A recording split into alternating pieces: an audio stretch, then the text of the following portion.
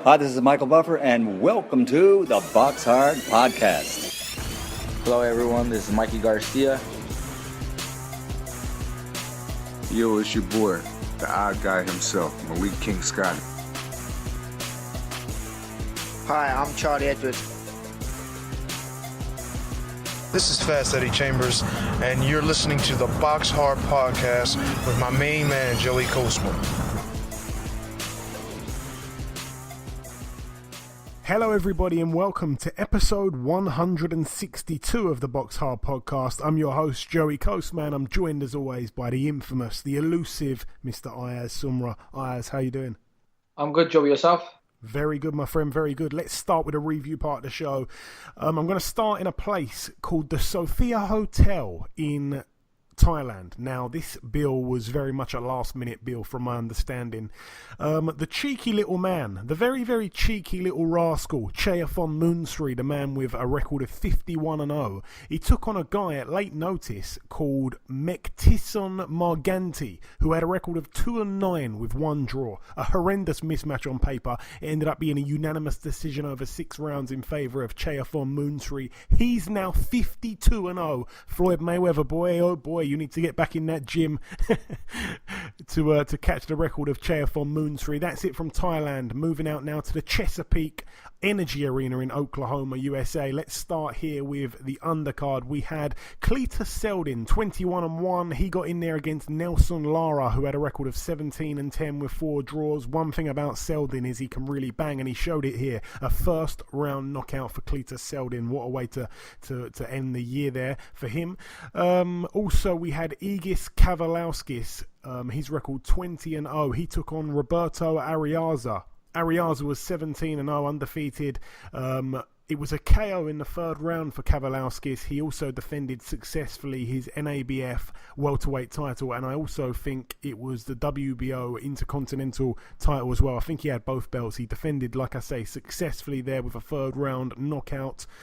Another knockout for him. And moving up the card, we had Maurice Hooker, 24-0 with 3 draws. This one was actually shown on Box Nation. He took on Alex Salcedo, 28-0. Now, Salcedo was a big favourite going in, despite being the challenger here. Like I say, it was for the WBO World Super Lightweight title. Maurice Hooker remained undefeated with a 7th round TKO. What a fight this one was. I mean, the first round straight away was completely action-packed. I'd even give the first round to Salcedo. Now, in the second round, Hooker seemed to just get countered with this straight right hand while he was coming in, and the shot wasn't really a big one, and Hooker didn't appear shaken at all, but he did get dropped, and like I say, when he got back up, he didn't really seem that shaken.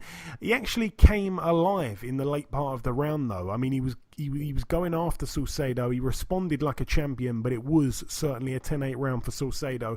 Good action, though, after just 2 rounds, so I had it 20-17 with that knockdown after 2. Going into the third round, I mean, the third round was a great round for Hooker, actually. He started to finally work the jab consistently. Salcedo was unable to really get past the jab and ended up not landing much or even throwing much even. It was a clear round for Hooker, so a great response from him once again. In the fourth round, it was a very competitive round. Maurice Hooker started off great, but Salcedo came back into it.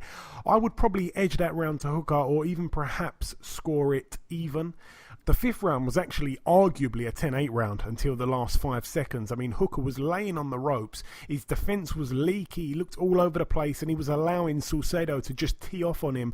And Salcedo was switching it up from head to body. Hooker seemed like he thought he was comfortable, but he really didn't look comfortable, and the judges would have seen that. I think the tactics were quite silly and quite stupid. And like I say, in the last 5 seconds from nowhere, Hooker just bounced off the ropes, and he landed a massive combination from head to body that visibly hurt Salcedo, and Hooker went back to his corner like everything was under control, even though he certainly lost the round. Obviously not a 10-8, but it was so much of a one-sided round until those last 5 or 6 seconds. Now, in the 6th round, Hooker seemed like he had listened to his corner.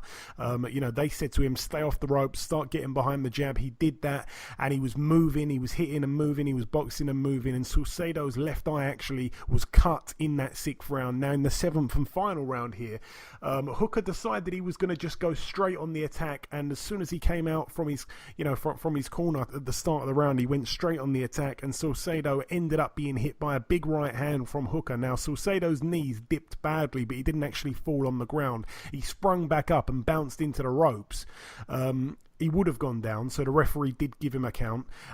He looked completely done to me, and he carried on. He tried to carry on, and Hooker just swarmed him. And it was reminiscent to the way Deontay Wilder tries to swarm a fighter and tries to finish the fight. He went quite reckless, and he did force a stoppage in the end, and Salcedo was simply being hit too often, so I could not argue with that stoppage at all. He couldn't defend himself at all, and yeah, for me it was a fair stoppage. But I think everyone should kind of get off Hooker's back a little bit, because everyone kind of said he was overrated when he took on Flanagan. Flanagan didn't have a great night, so everyone kind of took away the victory from Hooker. Obviously, he got the belt that night against Flanagan. He took his O, and then he got in against another undefeated fighter now, so that's 2 on the trot. And this time against Salcedo, he managed to stop him. Not only take his O, but stop him, and he was the underdog, if I'm not mistaken, in both fights. So credit to Hooker. Everyone get off his back. He's a good fighter. Moving out now to Germany. Let's talk about this one here. Topping the bill at the EWS Arena in Baden-Württemberg. Firat Arslan. 47 years of age now, could even be 48. I keep saying that. He's fought so many times recently. I'm sure he's had a birthday or two in that space of time. His record 44-8 with 2 draws. He fought for the GBU World Cruiserweight title. Oh God, and the WBO Intercontinental Cruiserweight strap. Both belts belong to him actually, so he was defending those. He took on Sefer Seferi, a man that we've seen share a ring with Tyson Fury on the comeback. Sefer Seferi actually fought Arslan to a majority draw over 12 rounds. So, a lot of people said that Seferi was absolutely awful. I think he was a lot better than people gave him credit for. And like I say, Arslan, who's certainly seen better days, the judges seemed to not really do him a favour on the cards there. I think it was quite a close fought fight. So, a deserved draw there. But I didn't see any of it, I must say. But from what I've heard, it was quite competitive. And Arslan's a very good fighter at 47 years of age. I'm not saying he's a world beater, but at this point in his career, he's still pretty decent. And like I say, Sefer Seferi had a very close fight with him there, so not too much to really pluck from that whole situation. Moving out now to another part of Germany, we're going to talk about the undercard first here. This one took place at the Anhalt Arena in Sachsen-Anhalt. We had heavyweight prospect Tom Schwartz. He moved to 23-0. A TKO in the 6th round against Christian Lewandowski, whose record is now 12-3. And the main of, in fact, I'm going to mention a little fight here, actually, a women's fight. There was a girl on the bill called Lucy Sedlakova, who had a record of 11-0, undefeated with 1 draw. She fought for the vacant EBU European Female Featherweight title against Nina Minka, a former opponent of Katie Taylor. I remember Katie Taylor bashing her up badly. Well, Minka actually pulled off the upset here. She took Lucy Sedlakova's O, and she's now the new EBU European Female Featherweight champion. So all the very best to Nina Minka there. A 10th round unanimous decision. But the main event over here, Robin Krasniqi, 48-5. He successfully defended his EBU European Super Middleweight title against Ronnie Ladeta, who had a record of 16-0, so his O has been taken. Ladeta was down in the 1st round, and he had a point deducted in the 4th round for hitting Krasniqi on the back of his head. So a 12-round unanimous decision there for Krasniqi. Moving out now to Spain, one fight to mention over here. Commiserations for Frankie Gavin fans. He stepped in the ring against Kerman Leharaga. Leharaga moved to 27-0. A KO in the 4th round. A brutal body shot was delivered to Frankie Gavin's midsection, and Frankie Gavin stayed down way after the count of 10 was reached. His record now 26-4. A friend of the show. Obviously, Gavin came in 4.25 pounds over the weight limit, which was, there's no real way of explaining it, to be honest. There's, as much as you like Frankie Gavin, there's not much you can say. That's quite inexcusable. Many people think he should actually be fighting at 140, and to miss the weight at 147 by that much, that was absolutely criminal. He did give it a good go, I will say. The little clips that I've seen of it wasn't televised. I was hoping it'd be on Box Nation. A lot of people were quite annoyed that it wasn't, but yeah, the little clip that I did see, he showed a lot of heart. He fought back. He hit Leharaga with a beautiful uppercut just before Leharaga delivered the final crunching body shot. But yeah, I'm not quite sure what Frankie Gavin does from here. It's another loss. A man that had such a promising career that seems to have just gone down the drain so quickly. I think the only fight that Frankie Gavin should be involved in next is he should fight Bradley Skeet. And I said that to Bradley Skeet earlier this week on Twitter, and he said to me, "But what's the point of fighting him? What's the point? What does he offer?" Well, my answer is he's got a questionable win over Bradley Skeet. I'd like to see Bradley Skeet try and avenge that very, very close fight, the loss that he had. It was very close. It could have gone either way. I actually felt that Bradley Skeet nicked it on the night, but I think the rematch could be a win for Bradley Skeet. So in effect, he'd wipe a loss off of his record, if you like. He'd avenge it, and I'd like to see that fight happen because Bradley Skeet, I think his last 1 or 2 fights, he's took on guys that we've never heard of. We'd much prefer to see him fight Frankie Gavin than a guy called Oscar whatever from Mexico. We'd rather see Frankie Gavin in there, and there's a bit of needle there as well. So I'd like to see that fight next for Frankie Gavin. Other than that, I'm not really interested in what he does. It's a shame for him, like I say. We all picked Leharaga to win that one by knockout, if I'm not mistaken. Let me just double check. Yes, we all went with Leharaga by knockout, so we all gained a point there on the prediction league. Moving out now to the Brentwood Leisure Centre in United Kingdom, Essex. One fight really to mention over here. We saw Harley Ben, the estranged son of Nigel Ben, almost forgot his name for a sec. He took on a guy called Theodore Boyadiev, who had a record of 1-14 with 2 draws. Boyadiev was down in the first round from a right hand, but he got back up, and Harley Ben ended up winning on points over 4 rounds. So another win for him, like I say, 5-0. And also on this bill, we should mention a very honourable mention to Mikey Saki, the guy whose brother was sat there saying, "Come on, Mikey, come on, Mikey." I'm not quite sure if his brother was doing the same for this show, but he moved to 7 wins, and he's also got those 2 losses, a points win over 4 rounds here against Ilyan Markov, who's now 3-5 with 2 draws. All the best to Saki. Moving out now to the Victoria Warehouse in Trafford Road, Manchester, Lancashire, United Kingdom. 1 or 2 fights, just one fight to mention actually over here. We saw Liam Taylor 19-1. That one loss came to Tyrone Nurse, by the way. He took on Tyrone Nurse here in a rematch. Tyrone Nurse 35-4 with 2 draws. It ended up being a split decision over 10 rounds, and this time Taylor won. So he managed to avenge his sole loss to Tyrone Nurse. The first fight was a very close fight. The second one here was a very close fight, and those two seem to be very well matched. So a good win there for Liam Taylor. He can probably now move on to better things. And Tyrone Nurse, a guy that he's a real good fighter at a certain level, but I feel like his career's just kind of been stalled, really. I think he's kind of stayed around domestically for too long. Obviously, not with a major promoter behind him. I think he's had some real difficult times, Tyrone Nurse. All the very best to him, though. And moving now to York Hall, Mo Garib, a fighter that I think made his debut, or certainly had a fight on a Joe Joyce undercard.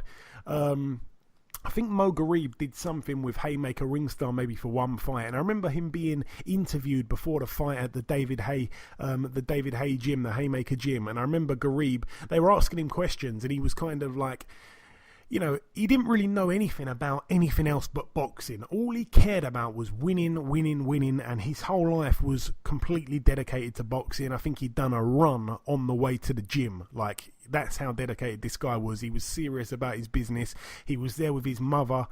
She came there as well. It's very much a family thing for Mo Garib, and a fighter that, just hearing him speak, I thought, you know what, I can really get behind you. I think that he had the right mindset that a champion should have, but it all went wrong for him here. He was 3-0. He was down in the first round, and he was down again in the third round against Dean Evans, who's 7-26 with 2 draws going in. Dean Evans, a journeyman there. He's dropped Garib once in the first, like I say, and once in the third, and he's managed to beat him on points over 4 rounds. So a very tricky 4-rounder there for Mo Garib. Commiserations to him. His record 3-1 doesn't look so good now. Moving out now stateside to the big bill that took place on Sky Sports and DAZN on Saturday night at the Kansas Star Arena in Kansas, USA, like I say. On this bill, we saw Anthony Sims Jr. He moved to 17-0, a TKO in the second round against Colby Porter, who's now 13-13. We also saw Clarissa Shields move to 7-0, a win over 10 rounds unanimously against Scotland's very own Hannah Rankin, who's now 5-3. This one was for the IBF WBA world titles, which both belong to Clarissa, and of course the WBC vacant title, which Clarissa told me last week that she would be happy to put in her trophy cabinet alongside the others. And also, if you haven't listened to it on last week's show, check out my brilliant singing with Clarissa Shields. I've had fantastic feedback on that, especially from Barry Jones and Steve Bunce. If anyone was watching the Maurice Hooker bill on Friday night, they gave me a serious plug on there during the live feed, so brilliant stuff there. But yeah, Clarissa moved, like I say, to 7-0. I think that's her 5th world title now in 7 fights, which is just absolutely incredible. But the fight itself, though, I mean, in the first round, Dave Coldwell picked up on the commentary that Rankin couldn't find her range, and that was absolutely true, even though it was only a 2-minute round. She looked a little bit afraid to overcommit, and maybe rightly so. I know that Clarissa, we knew going in, didn't really have much respect for Hannah Rankin, and she showed absolutely no respect from the first bell. A clear round for Clarissa in the first round. I mean, I gave her every round, so I'm just going to save time and not say who I gave the round to, because I gave them all to Shields. In the second round, Clarissa was loading up with every shot, really. She was keeping her hands down. Shields actually nailed Rankin with a beautiful overhand right in the last couple seconds of that second round. And Rankin, to her credit, seemed to take the shot quite well. In the third round, more of the same, really, from Shields, still dominating. She was walking forward and not really worrying about anything Rankin was throwing back at her. It was a brave effort from Rankin. Even after 3 rounds, I thought, boy, oh boy, can she stay in there? In the fourth round, Shields landed multiple heavy-looking shots in that fourth round, and Rankin possibly was unraveling a little bit. She seemed like, she was running out of ideas. Nothing was working for her at all. In the fifth round, more of a beating from Shields. The jab that Shields possesses is excellent, especially amongst the female boxers, and that's no knock there. I'm just saying it's very hard for men and women to establish a good jab, and Clarissa is one of the very special fighters that has got a fantastic jab. But yeah, I mean, she was doubling up, tripling up, even quadrupling up the jab, and it's fast and snappy, and, as nice as she comes across whenever she does the podcast with me, she's a real beast deep down.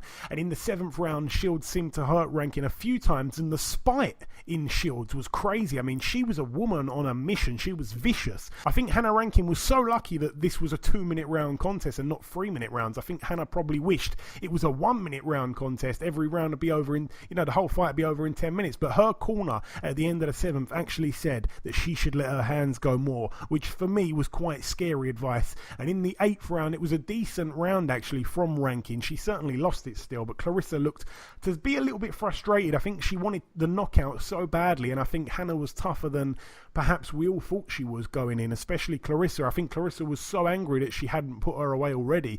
Now, in the 9th round, in the last few seconds, Rankin actually got wobbled once or twice, and it was just, a little bit kind of too little too late, because in the 10th round, Clarissa came out dominating once again, and I couldn't see anything but 10 rounds to 0. Very, very good fight, though. I think there was a lot of action. A lot of people kind of, beating on this contest, saying that, it wasn't a good fight for women's boxing. I don't think there was anything wrong with it. I thought it was quite an exciting fight.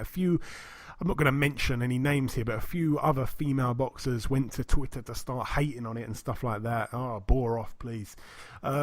Stay in your lane is what I say. Moving up the bill once again, we saw Jarrell Big Baby Miller 22-0 with 1 draw. He took on the previously undefeated 18-0 Bogdan Dinu, who had a record of 18-0. Like I say, it was a 4th round KO for Big Baby Miller. This one was for the interim WBA NABA heavyweight title and the vacant WBO NABO heavyweight title. Dinu was down twice in the fight. Dinu started off boxing and moving really in the first couple rounds, and He was using his feet well. I mean, he was throwing a few shots and getting out the way. It was the right tactics against Miller, really. But in the third round, Dinou's feet had slowed down a lot, and Miller was just piling on the pressure and sinking those big body shots into Dinou's body.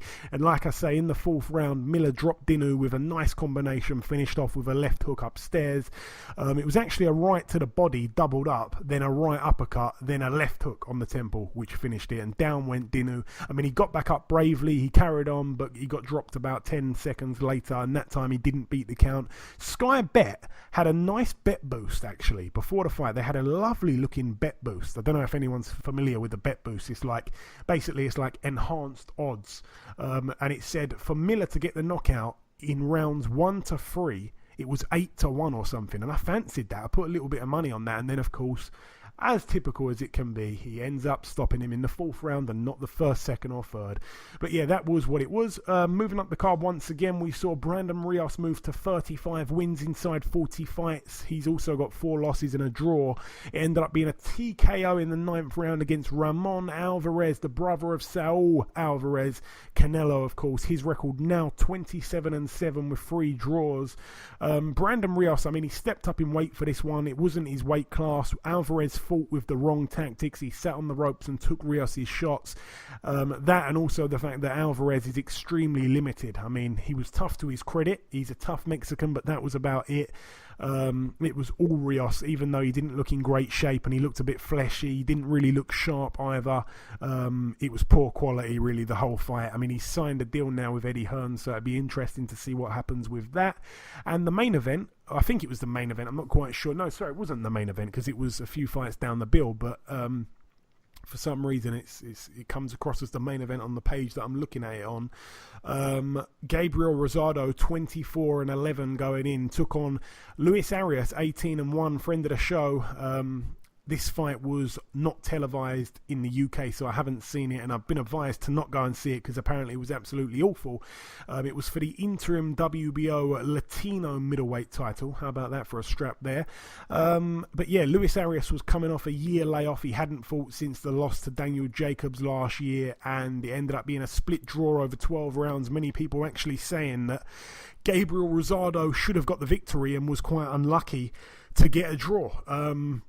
Firstly, no one likes a draw.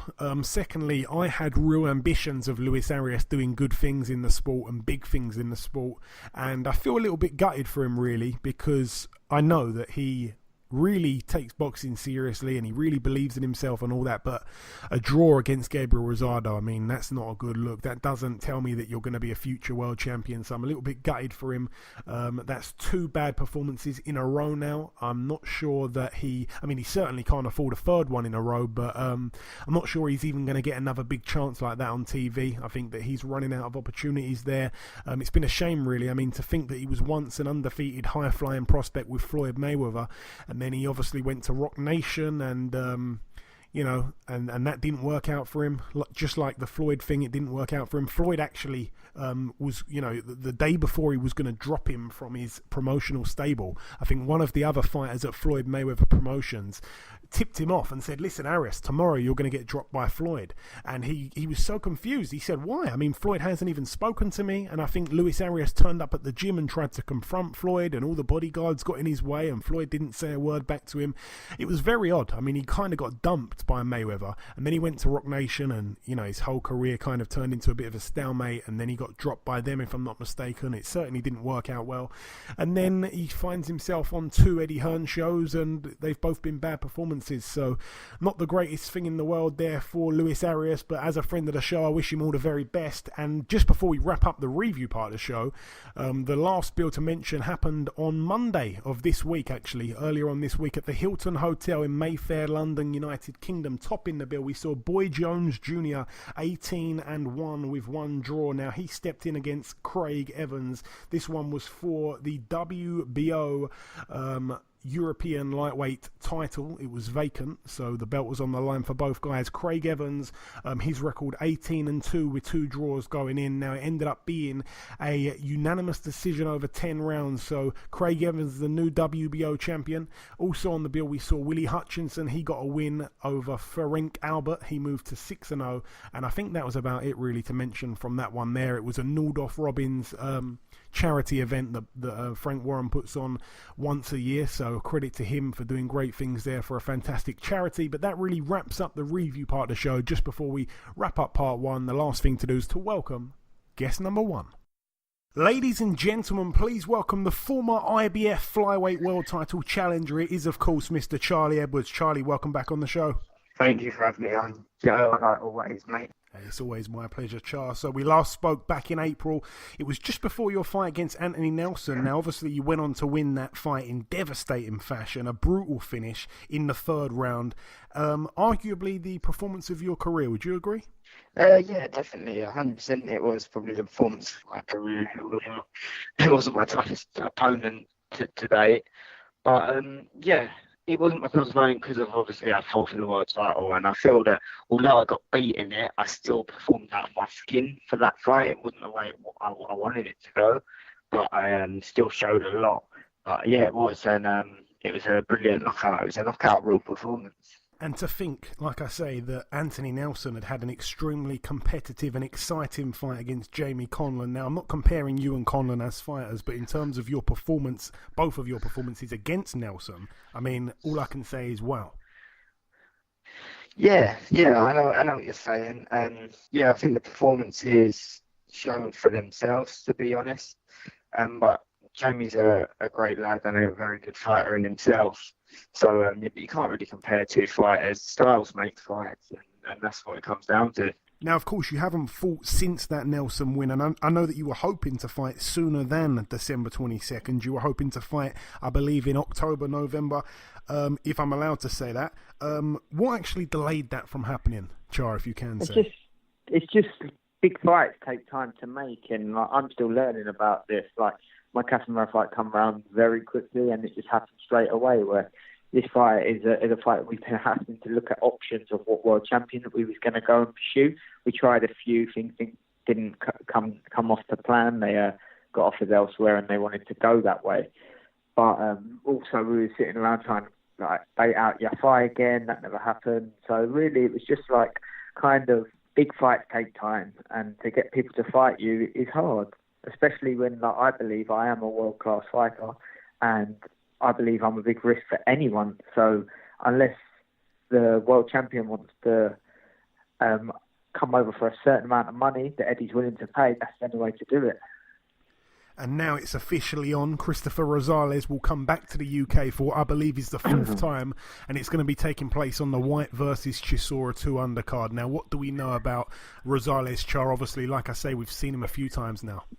He's a very, very strong, tough, gritty operator who comes to fight.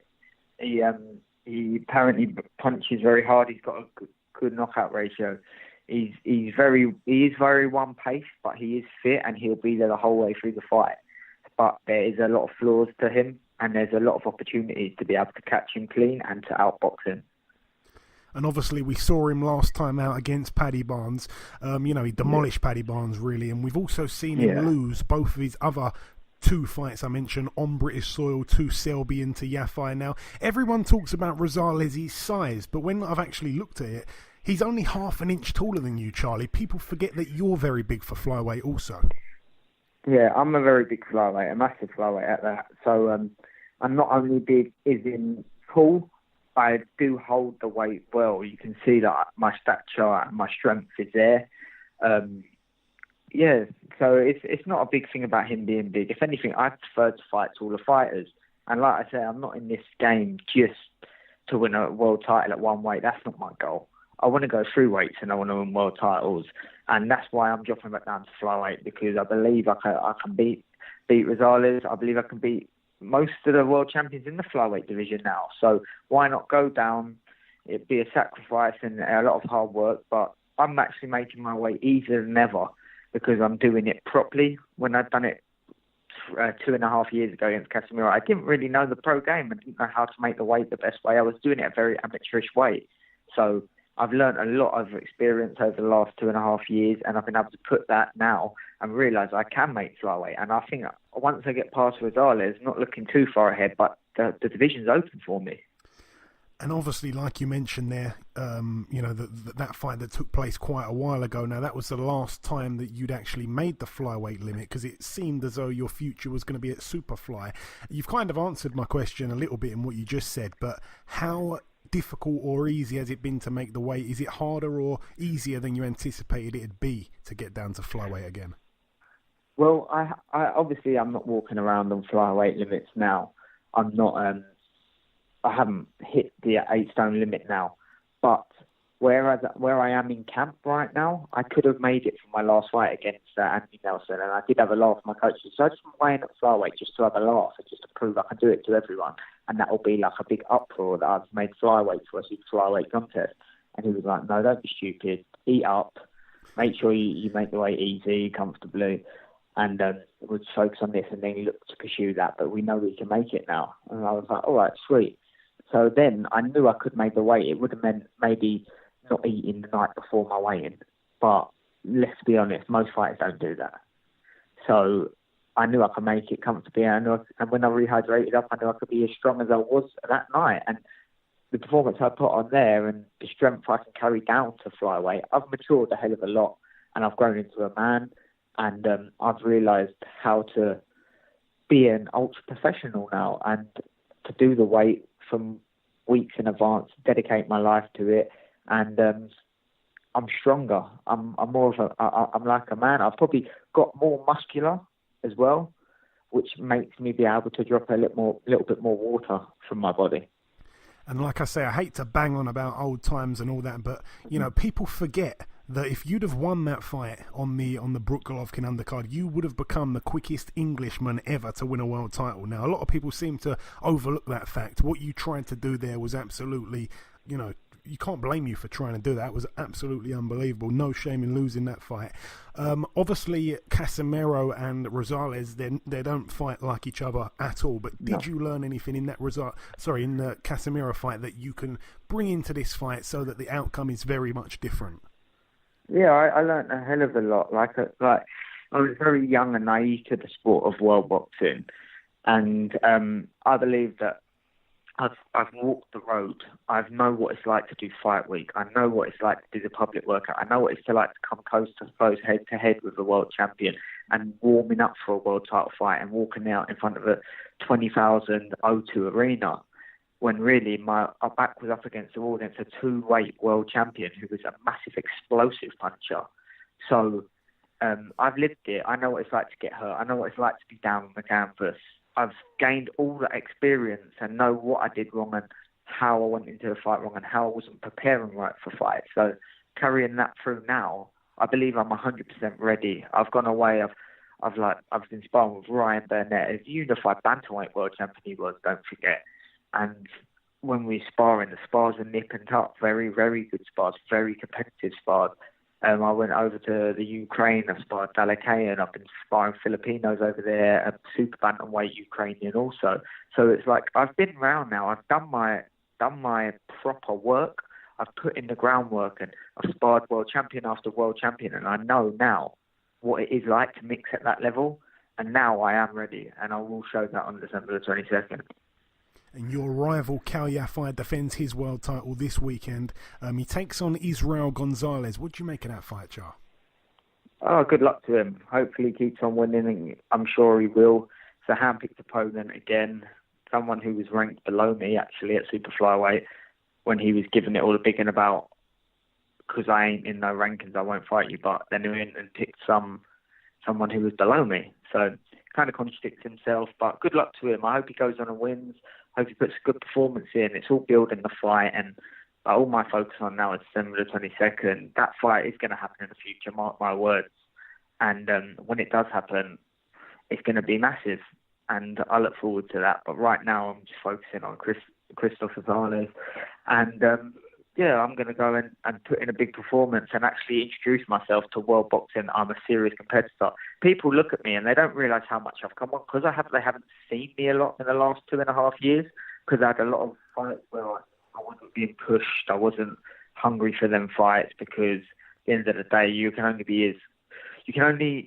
I wasn't enjoying boxing when I wasn't getting enough attention that I deserved. I put in the hard work and I've been in the gym for the last 2 years. It's not like I'm a complete athlete. I don't go out of the gym and I'm out of the gym for 2 months and then get a fight and then 8 weeks before get back into camp. That's not me. I live the life of an athlete. I learn every single day. And I'm really looking forward to be chucked back in that world scene. And you'll see me shine. Look what I've done at domestic scene. Absolutely wiped him out. Someone who had formerly fought for a world title after him had real trouble with him. So I'm looking forward to getting in there against someone everyone's rate. As you can see, he knocked Paddy Barnes out with a body shot and in the 4th round. So everyone goes on like Paddy Barnes. I really still believe he's overrated and he's very old now and he's kind of like scrubbing a career on his old Olympian name. I know he's got quite a few fans in Ireland.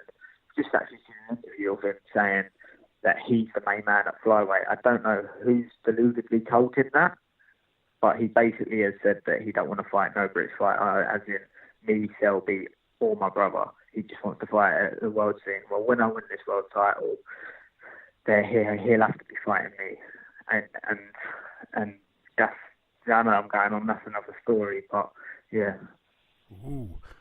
And that's the first time I've heard that from you. Usually it's Sonny. It seems like you two are going to be pushing and shoving to try and fight Barnes. The thing is, my brother's a class operator, and Paddy just like tried slating and saying that he's the main flyweight, and it's like we need him for TV.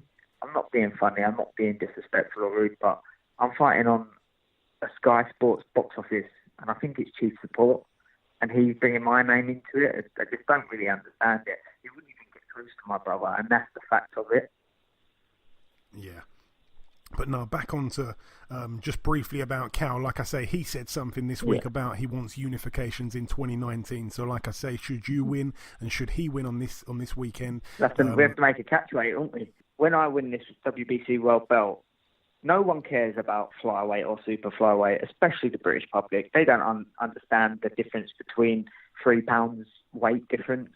So people are going to be calling for it. And then if Kal yet again will back down. But we'll cross that bridge when it comes.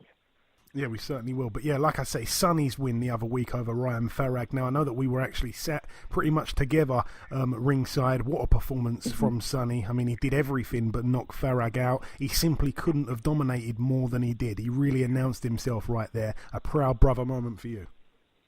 Very, very proud brother moment. It was an absolute masterclass performance and a schooling.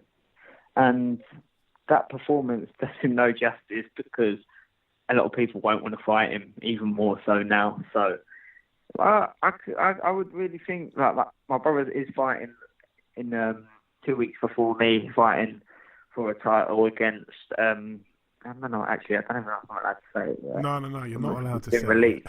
it. You're not allowed to say no. it. It's only a week before you, I think, though, Char. Ain't it the 15th? Yes, sorry, a week before me. Yeah. There we go. I think it might have been announced on Twitter, but I don't know if it has. So I won't say it. No, that's all right.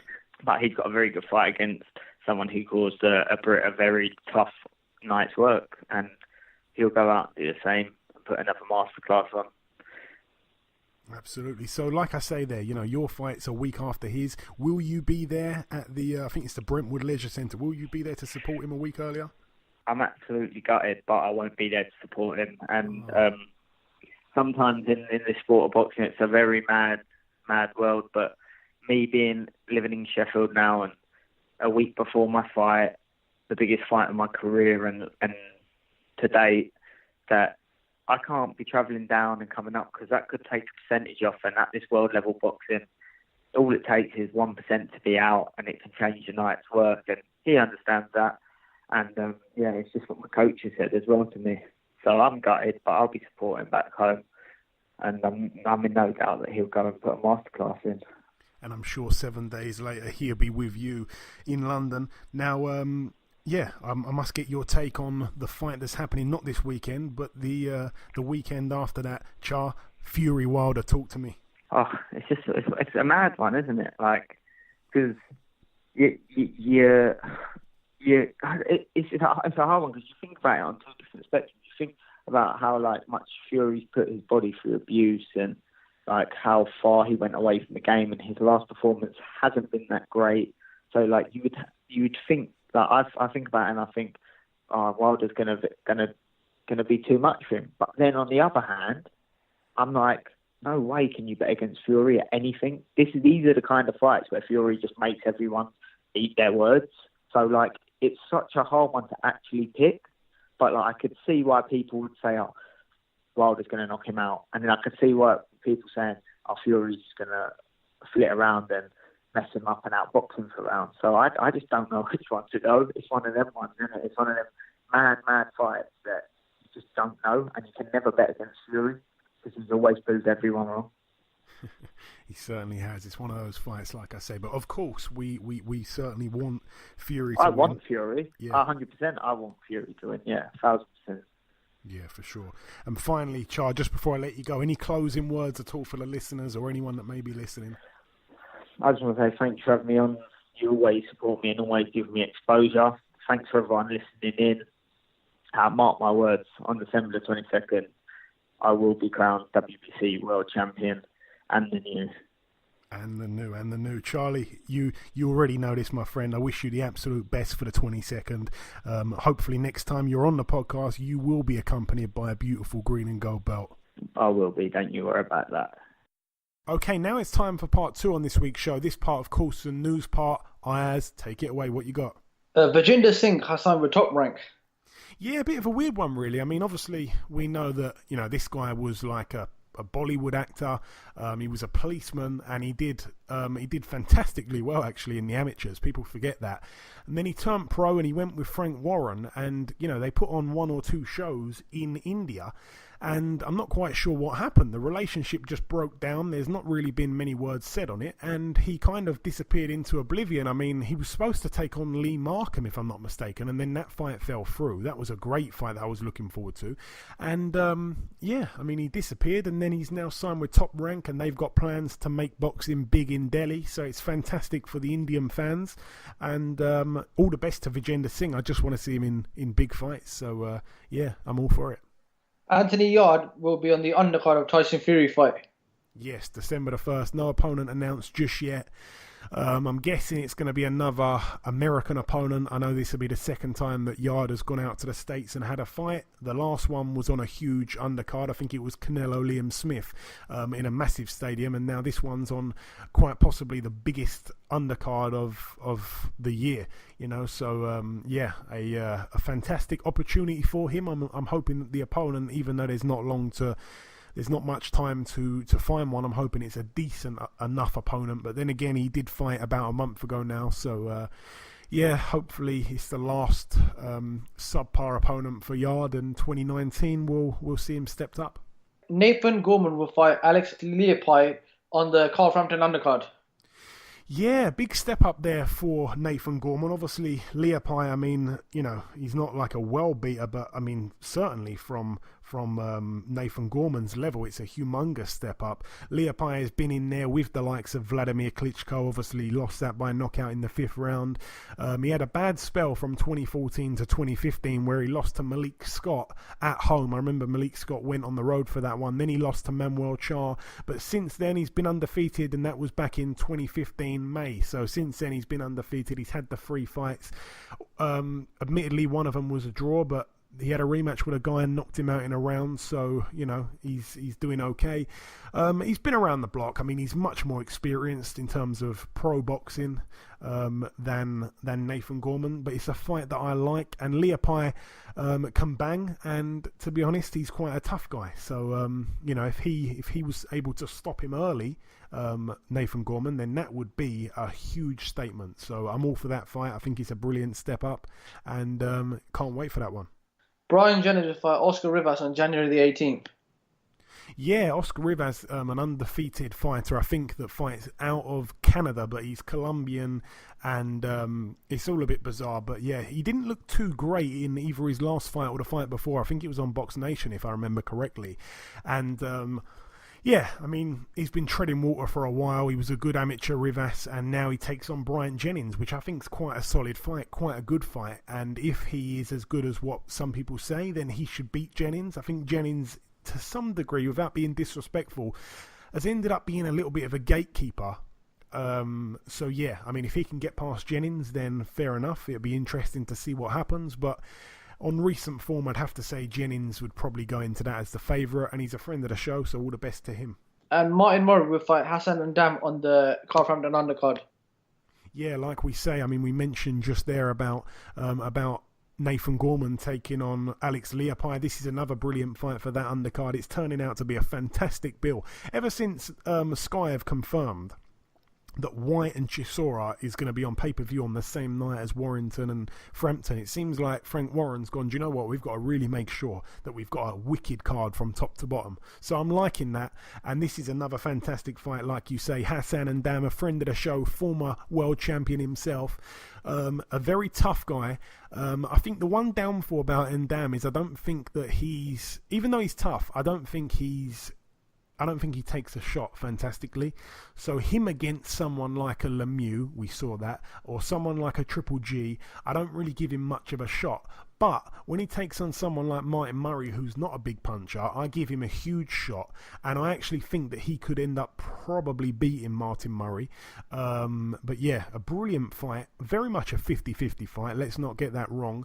But yeah, I think Murray, even though he's been so unlucky in his big fights, if he's got one big fight left in him, then he should win this one. But if he doesn't, then unfortunately I think it's the end of the road for Murray.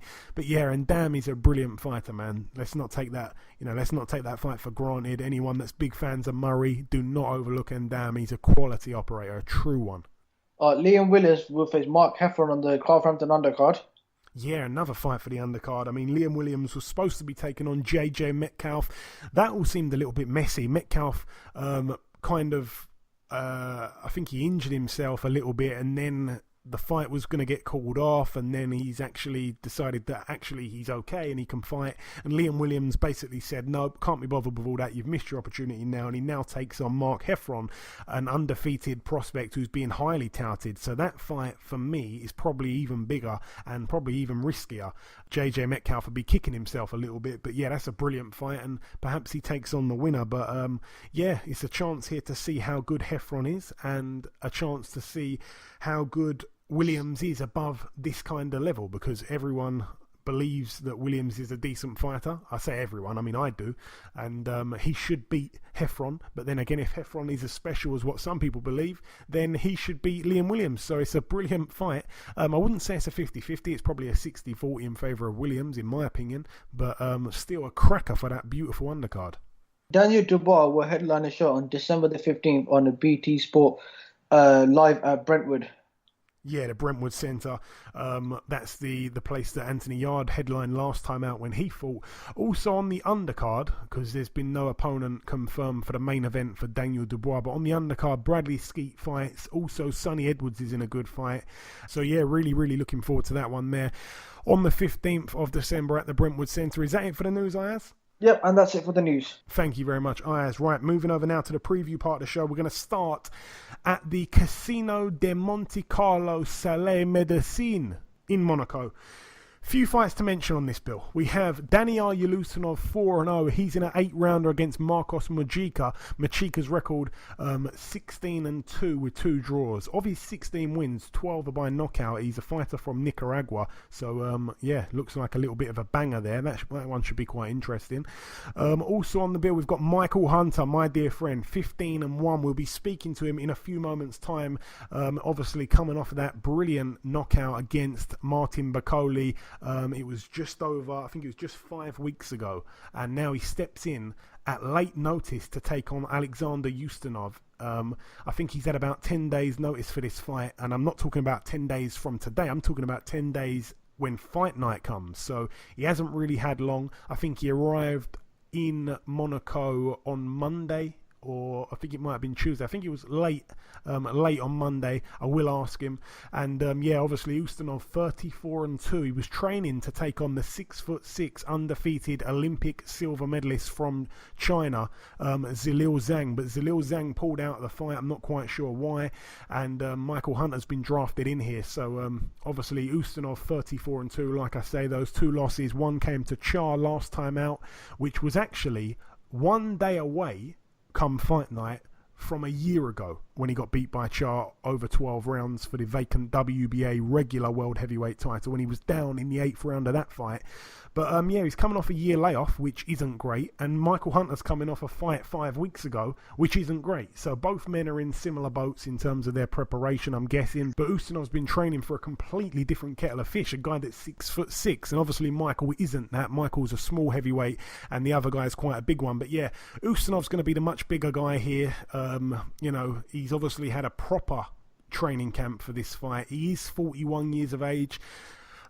Michael, if he is, and I'm going to say this honestly, if he is fit and he can box and move, he can easily outbox Ustinov. He can dance rings around him and not even lose a round. But it simply comes down to, will he be fit enough? Because I saw him gassing against Bakole after about 3 or 4 rounds. He was really tired. And this one's a 12-rounder, not a 10-rounder like the other month. No. This one's a 12-rounder. So, absolutely, I'm praying to God that Michael can pull this win off, because I love Michael to bits and he's one of my closest friends in boxing, so I really hope he can get the win here and proceed to 16-1. I think there was supposed to be a belt on the line for this one, but maybe not. So the finalisation is there's no belt on the line, but all the very best to Michael Hunter. I would love to see him win that fight. We're actually going to go to the predictions on that, Ayaz. Michael Hunter against Alexander Ustinov. I'm going with a Michael Hunter knockout. The listeners are going with Michael Hunter on points. How do you see it? I'll go with Michael Hunter on points. I thought you were going to go Ustinov knockout. Nope, not on this one. Okay. Michael Hunter points. Moving up the card once again. Let's talk about Frank Buglioni, 22-3 with 1 draw. He fights for the IBF Intercontinental Light Heavyweight title against Fan Long Meng, 13-0, undefeated, an undefeated southpaw from China. This one's a 12-round contest. We don't know too much about Meng. I think he was a good amateur. Buglioni's got a fantastic record against southpaws. We had him on the show a few weeks back, Buglioni. Obviously, one of the nicest men in boxing once again. And I really hope he can win this fight, but it's another tough ask. I mean, he's the favourite, so maybe it's not too much of a tough ask. How do you see that one playing out, by the way, Ayaz? Buglioni and Fan Long Meng. I'm going to go with Frank Buglioni on points. Yeah, that's how the listeners have seen it as well. I mean, I'm not going to sit here and say I know loads about Meng, but I think he had a decent amateur career, if I'm not mistaken. And obviously he's undefeated as a pro, but he hasn't really fought anyone on Buglioni's level. So, do you know what? I hope that I hope I'm wrong, but I think that Meng might pull off an upset here, and I'm going to say Meng on points. I hope I'm wrong. I really hope I'm wrong. Also, Denis Lebedev, 31-2. He fights Mike Wilson, 19-0, undefeated American. That's a 12-round contest there. How do we see that one going, Ayaz? Lebedev, obviously a man that we wanted to see involved in the Cruiserweight World Boxing Super Series tournament. If not the first time, the second time. He's not been in neither. And here he is in Monte Carlo, taking on an undefeated American here. 12-round contest. I'm going to go with Lebedev on points. Okay, Lebedev points. I'm going to go with Lebedev by knockout, so have the listeners, so that'll be interesting. And the main event, Kal Yafai, 24-0. I hope he wins this. So does Charlie Edwards, even though it's one of his biggest rivals. He defends his WBA World Super Flyweight title against Israel Gonzalez, 23-2, a 12-round contest. I'm going to go Yafai on points. The listeners have gone Yafai on points. How do you see it, Ayaz? I'm going to go with Yafai by knockout. Okay. I was going to go with that. I'm not going to lie. I was in two minds, but this guy's a pretty tough guy to a certain level, but obviously I'm expecting Yafai to be way too good for him on the night. That one's Saturday night on Sky Sports. I think it might be at a strange time, so check that one out. Also, we have happening at York Hall, Bethnal Green, a couple of fights to mention over here. We've got Harlem Eubank, the estranged son of Chris Eubank. His record 5-0. He's in a 6-round rounder against Peter Alexandrov, who's 3-4. Sam Gilly, a prospect that was also on a haymaker undercard one time on one of Joe Joyce's undercards. His record's 6-0. He's in a 6-rounder against Ryan Toms, who's 16-15 with 3 draws. That should be quite good. Also on that bill, Tony Banj, a man that was involved with Prince Nassim Hamed. I'm not quite sure what's going on between those two now. He's in a 4-rounder against Dow Arrowsmith, who's 2-20 with 1 draw. Tony Banj, like I say, 5-0. And moving out now to the final bill to mention, this one's happening at the Mark G. Attess Arena in the Hard Rock Hotel and Casino in Atlantic City, New Jersey, USA. It's going to be shown on HBO. It's also going to be shown on Box Nation. They deliver once again here. We're going to start with the undercard. We've got, well, there's not too much really to mention. It's not a great undercard. Sergey Kuzmin, 13-0, a man that stopped David Price. I mean, it wasn't because he knocked David Price out on the Joshua Povetkin undercard. It was because Price pulled out because he went into the fight with an injury, which was quite stupid. But anyway, Sergey Kuzmin, 13-0. He puts his WBA Intercontinental Heavyweight title on the line against Laron Mitchell, who's 16-1. And the main event here, we're going to go to the predictions on this once again. Dimitri Bivol, 14-0. He takes on Jean Pascal, 33-5 with 1 draw. This one's a 12-round contest for Bivol's WBA World Light Heavyweight title. It's quite funny because Bivol won that belt on an Eddie Hearn show in Monte Carlo. And now, on the same night that Eddie Hearn's putting on another show in Monte Carlo, he's defending that same belt and he's got nothing to do with Eddie Hearn anymore. Not quite sure what happened with their relationship, but he's gone and he's obviously now with Main Events. So, yeah, this one's on HBO. But yeah, he takes on Jean Pascal Ayaz, former world champion, very good fighter. A man that briefly retired, then came back, and he's looked pretty decent since he's come back. I think he's had 2 fights, both wins. And, yeah, he's a tricky customer. He is a tricky customer, but obviously, you know, Kovalev kind of showed us that if you can punch quite hard, then you can pretty much walk through Pascal, and that's what Kovalev did. And you know, Bivol's a real thunderous puncher as well. Oh, I think Bivol's a very good fighter. Obviously, we've seen him fight on the Eddie Hearn show. I think he's going to be a star, and I think he's a star already. But yeah, I'm going to go with Bivol knockout. Bivol by knockout. All right. I'm going to go against the grain. The listeners, by the way, have gone with Bivol by knockout, so you're not on your own, Ayaz. But I'm going to go Bivol on points because I think that Jean Pascal can hustle Bivol a little bit. I'm not saying he's gonna win many rounds. I just think he's quite crafty, and I think that he's gonna give Bivol something or show Bivol something that he hasn't yet seen in the pro ranks. And with his experience, I think Pascal's gonna fiddle his way to a points loss. That's what I'm gonna say. I don't think he's going to stop Pascal, but listen, if he does, then fair enough. I saw Kovalev write an Instagram message to Bivol in Russian earlier this week. He said, punish him because he's a liar. He didn't pay up that bet that we had. Apparently they had a 50k bet and the loser would donate the money to charity, and apparently Pascal, after the fight, just did a runner and didn't pay the 50k, but he's got his own side of the story, so what I'm saying may not be gospel. He let me know that on Twitter. He said to me, he didn't even shake my hand on it. So apparently that means that the bet is completely not on. There's a few different ways of looking at that. Let's just quickly go over the predictions from last week, which I've kind of missed out where we've been going through everything so quickly. Last week, we all went with Leharaga by knockout. We all gained a point there.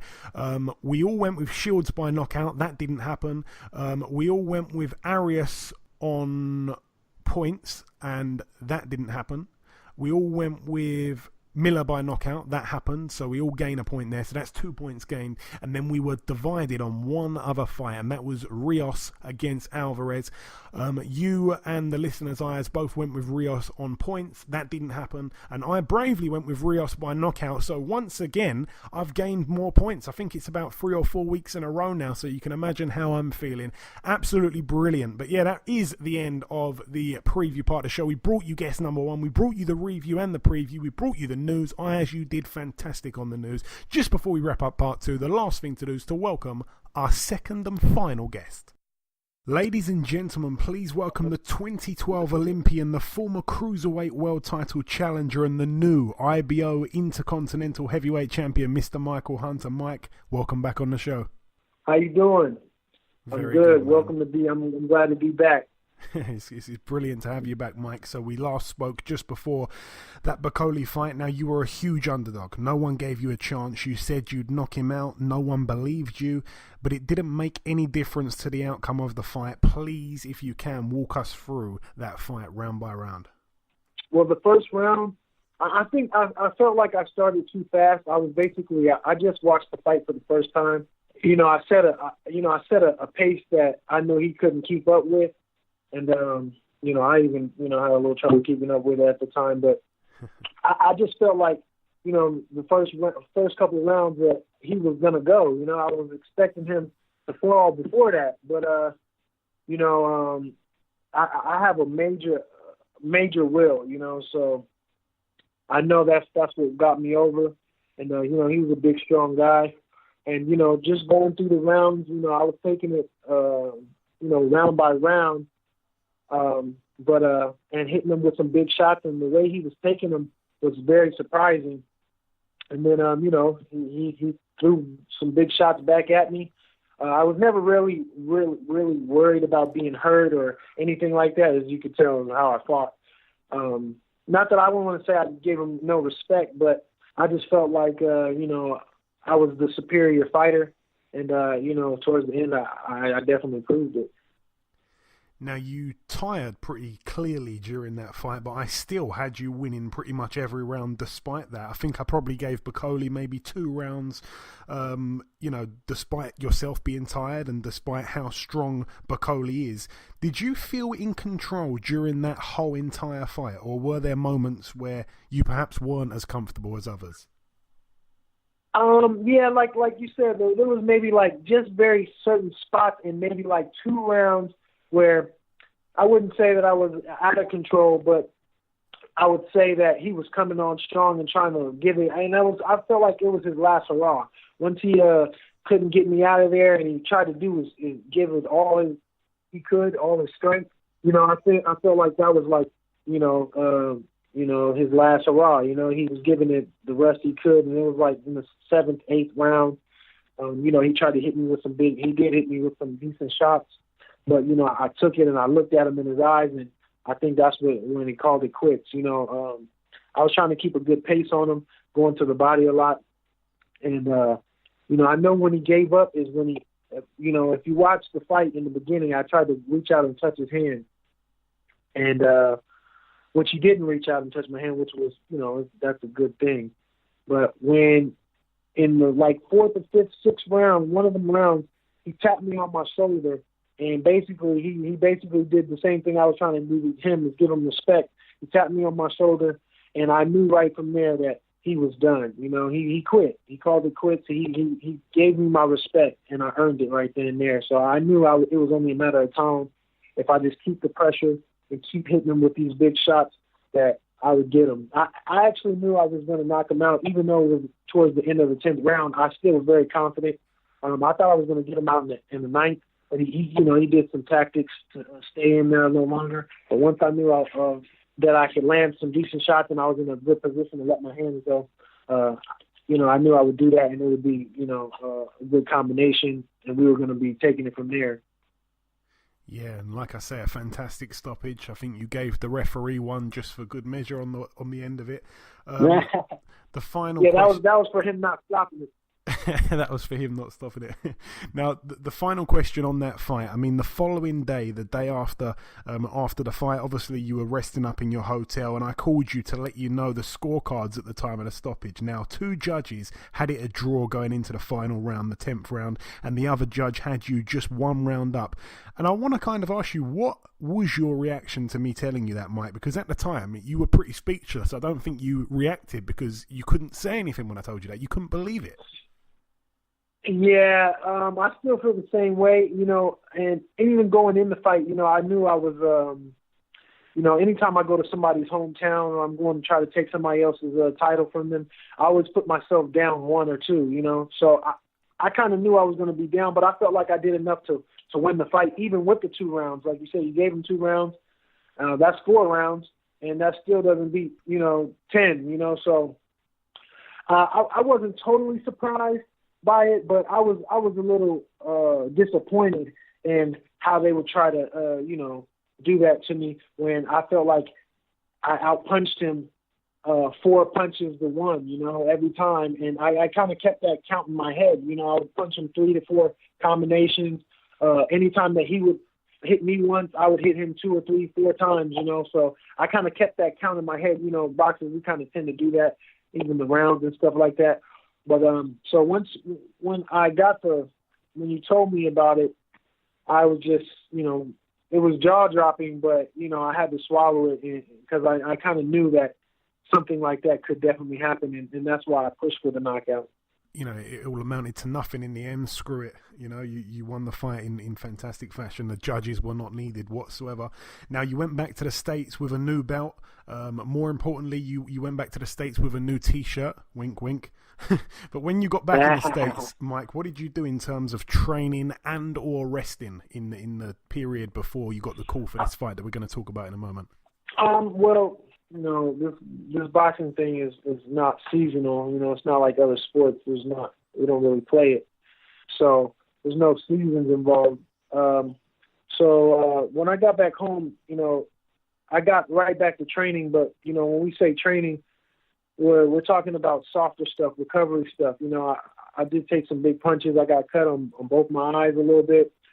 So I was just doing a lot of healing, putting, ointments and, icing and, what I'm saying, making sure, I could have, done nothing, but, I want to keep my mind fresh, keep my body as fresh as I can. But I healed up, well. I didn't have no real bad hand injuries or, leg or knee or elbows or anything like that.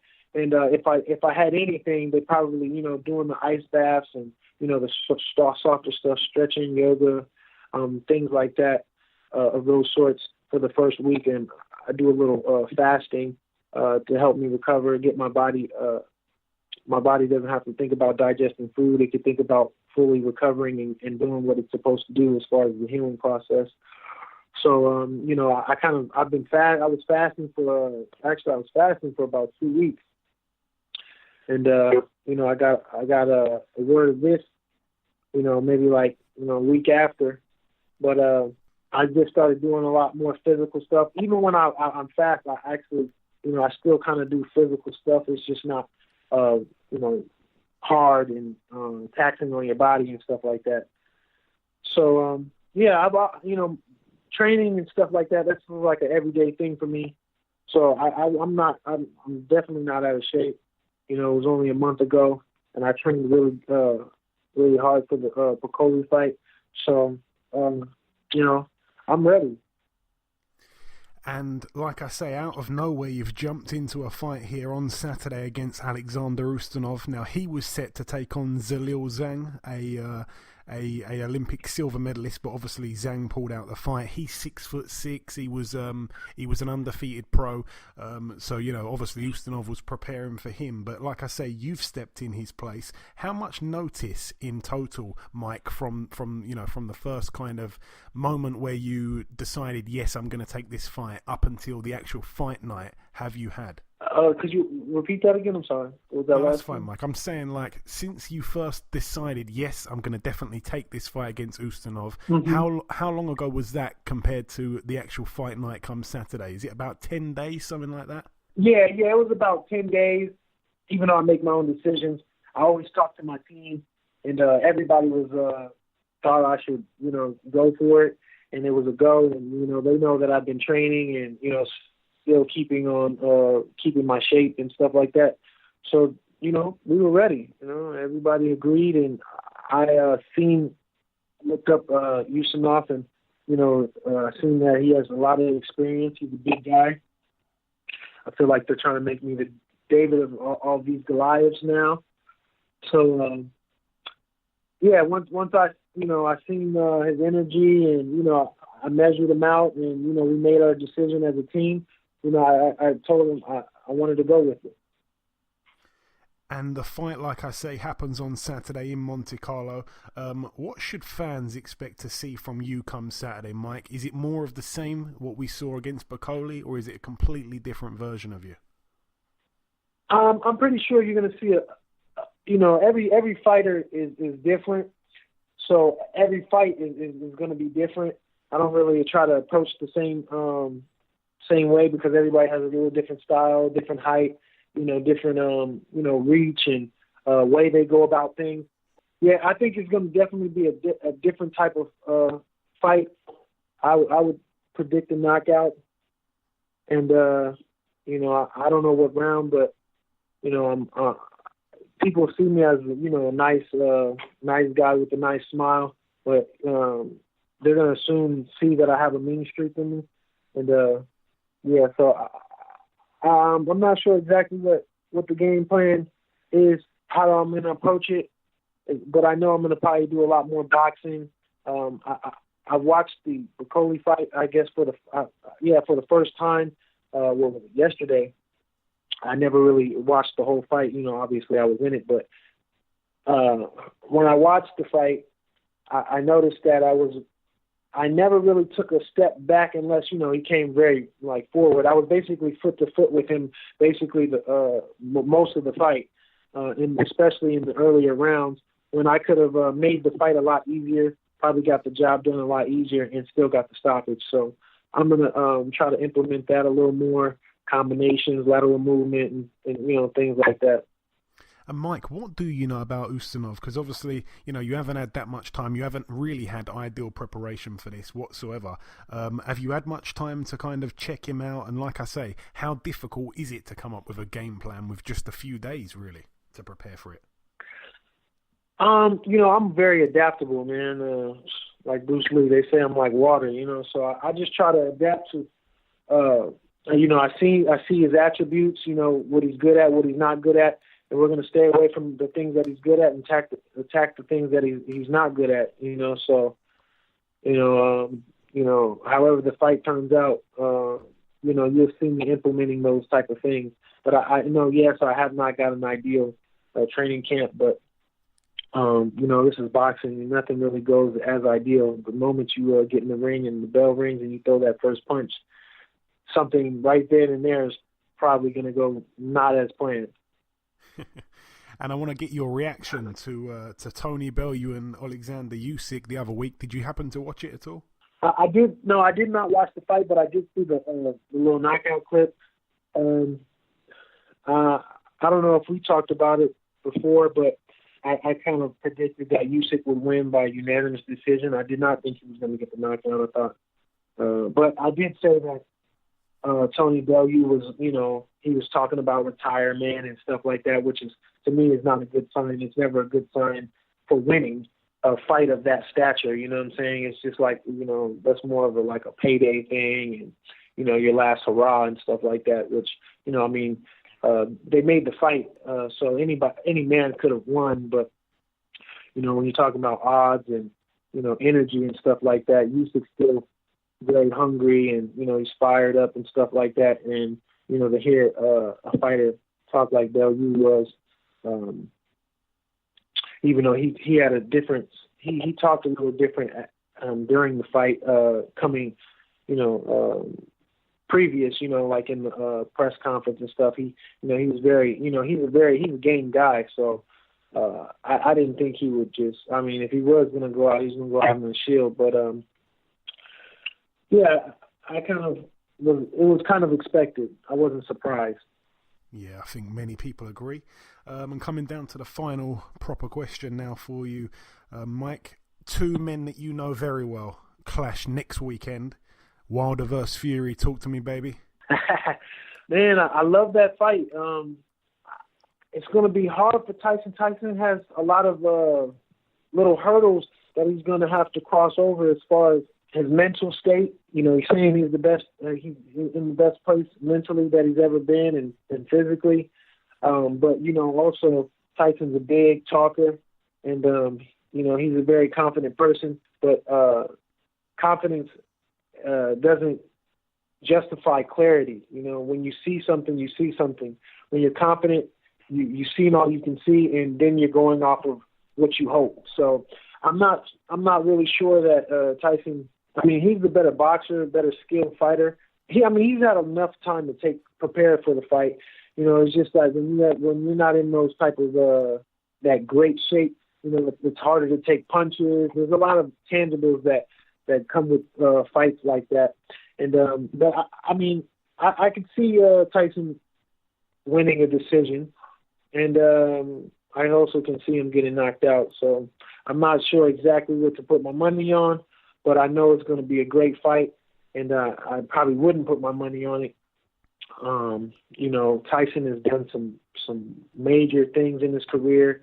He's a lot of success. They still consider him the lineal champ. But Deontay is Olympic stablemate of mine. He's a very strong person. He's always been strong, lanky, and he's hard to fight when somebody's so lanky and awkward and wiry like that. And he's game too. He has a lot of heart. So it's not going to just, if Tyson knocks him down one time, I don't think it's going to be just the he's going to get up. He has a lot of heart and a lot of will. So it's going to be a battle, and I'm excited to see it. Hopefully I'll be there. We all are excited to see it. And finally, Mike, just before I let you go, any closing words that you want to say to anybody at all, the listeners that are listening? What's your message? I just want to say tune in to DAZN on Saturday. Watch me do my thing and perform to the best of my abilities and work my magic. And please continue to follow me. Instagram, Michael Bounty Hunter. Follow my career, and I appreciate everybody and all the fans and all the haters. And like I say, DAZN in the States and Sky Sports in the UK. Now listen, Mike, you know this already. I wish you the absolute best, the very best for Saturday night. Thank you for your time, and we'll certainly catch up sometime after this win. Thank you. Yes, please. I hope we, right after we can get one in, and I can give you a breakdown of how I felt right after the fight, and maybe we can do one a little a week or two later or something like that, where I can give you another perspective of it from the outside looking in, and it'll all be fun and games. Okay, and this wraps up episode 162 of the BoxHard Podcast. I've been your host, Joey Coastman. Ayaz Sumra has been Ayaz Sumra. I'd like to thank our two guests for taking part in this week's show. The former flyweight world title challenger and soon-to-be flyweight champion of the world, Mr. Charlie Edwards, and the top heavyweight contender himself, Mr. Michael the Bounty Hunter. Both guys are two of my closest friends in boxing, so it's always great catching up with those. The Prediction League currently stands at you, the listeners, and Ayaz, both tied on 70 points, but due to my recent luck from nowhere, I'm in the lead on 73 points. Go me, go me. I'm absolutely loving it. I'd like to apologise for the poor sound quality during the first 2 minutes of the Charlie Edwards interview. We had a slight recording issue there, so I apologise for that. But that's about everything. Thank you all for listening to this week's show. Enjoy your weekends, people, and we shall see you all again next week.